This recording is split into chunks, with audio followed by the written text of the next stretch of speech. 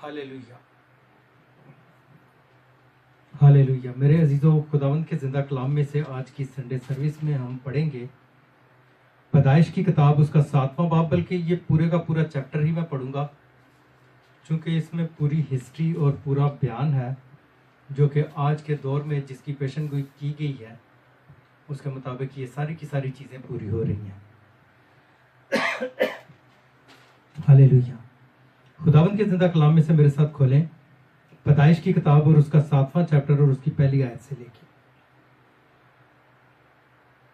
और खुदावंद ने नूह से कहा कि तू अपने पूरे खानदान के साथ कश्ती में आ, क्योंकि मैंने तुझी को अपने सामने इस जमाना में रास्तबाज देखा है। कुल पाक जानवरों में से 7-7 नर और उनकी मादा, और उनमें से जो पाक नहीं है 2-2 नर और उनकी मादा अपने साथ ले लेना। और खुदा के परिंदों में से भी 7-7 नर और मादा लेना, ताकि जमीन पर उनकी नस्ल बाकी रहे।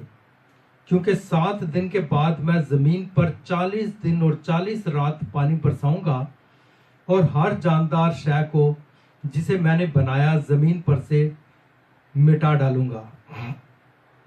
और नूह ने वो सब जैसा खुदावंद ने उसे हुक्म दिया था किया।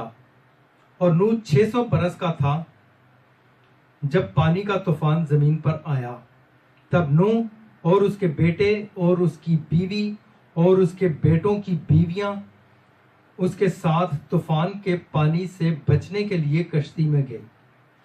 और पाक जानवरों में से और उन जानवरों में से जो पाक नहीं, और परिंदों में से और जमीन पर के हर रेंगने वाले जानदार में से 2-2 नर और मादा कश्ती में नूह के पास गए, जैसा खुदा ने नूह को हुक्म दिया।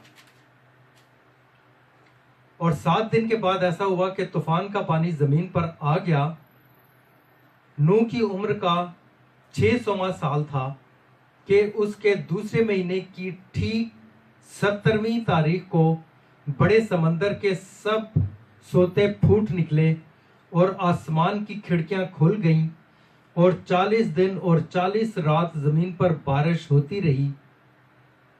उसी रोज नूह और नूह के बेटे सेम और हाम और याफत और अलनू की बीवी और उसके बेटों की तीनों बीवियां और हर किस्म का जानवर और हर किस्म का चौपाया और हर किस्म का जमीन पर का रेंगने वाला जानदार और हर किस्म का परिंदा और हर किस्म की चिड़िया, ये सब कश्ती में दाखिल हुए। और जो जिंदगी का दम रखते हैं उनमें से 2-2 कश्ती में नूह के पास आए। और जो अंदर आए वो जैसा खुदा ने उसे हुक्म दिया था, सब जानवरों के नर और मादा थे। तब खुदावंद ने उसको बाहर से बंद कर दिया, और 40 दिन तक जमीन पर तूफान रहा और पानी बढ़ा, और उसने कश्ती को ऊपर उठा दिया। सो कश्ती जमीन पर से उठ गई और पानी जमीन पर चढ़ता ही गया और बहुत बड़ा, और कश्ती पानी के ऊपर तैरती रही। और पानी जमीन पर बहुत ही ज्यादा चढ़ा, और सब ऊंचे पहाड़ जो दुनिया में हैं छुप गए। पानी उनसे 15 हाथ और ऊपर चढ़ा और पहाड़ डूब गए। और सब जानवर जो जमीन पर चलते थे, परिंदे और चौपाए और जंगली जानवर और जमीन पर के सब रेंगने वाले जानदार और सब आदमी मर गए। और खुशकी के सब जानदार जिनके नथनों में जिंदगी का दम था मर गए।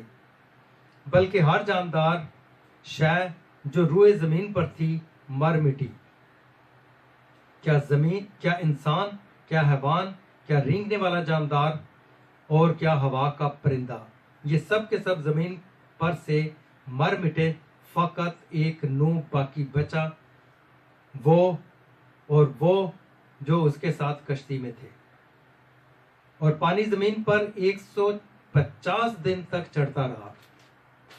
फिर खुदा ने नूह को और कुल जानदारों और कुल चौपायों को जो उसके साथ कश्ती में थे याद किया, और खुदा ने जमीन पर एक हवा चलाई और पानी रुक गया, और समंदर के सोते और आसमान के दरीचे बंद किए गए, और आसमान से जो बारिश हो रही थी थम गई, और पानी जमीन पर से घटते घटते 150 दिन के बाद कम हुआ। और 7वें महीने की 17वीं तारीख को कश्ती अरारात के पहाड़ पर टिक गई, और पानी 10वें महीने तक बराबर घटता रहा।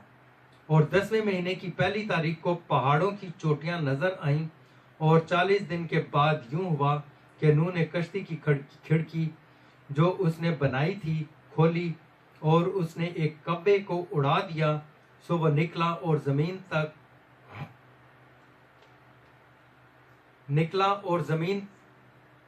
तक की जमीन पर से पानी सूख ना गया, इधर उधर फिरता रहा।